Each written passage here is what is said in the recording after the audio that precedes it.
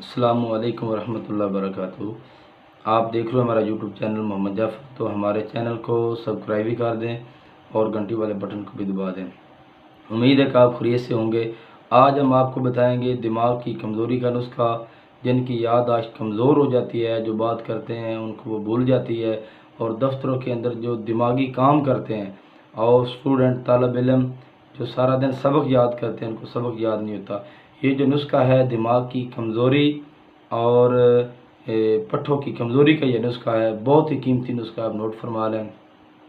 مغز بادام 50 گرام، مغز اخروٹ 50 گرام، پستہ 50 گرام، بھنے ہوئے چنے 50 گرام، اسپ گول کا چھلکا 100 گرام اور مصری 50 گرام۔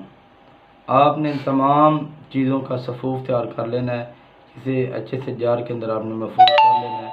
تو کھانے کے بعد آپ نے دودھ کے ساتھ 1 چمچ صبح اور 1 چمچ شام کو کھانے کے بعد، تو انشاءاللہ آپ کوئی دماغی کمزوری دور ہو جائے گی، یادداشت بالکل ٹھیک ہو جائے گی، کوئی بھی چیز آپ کو بھولے گی نہیں۔ تو یہ نسخہ دماغی کمزوری اور پٹھوں کی کمزوری کے لیے ہے۔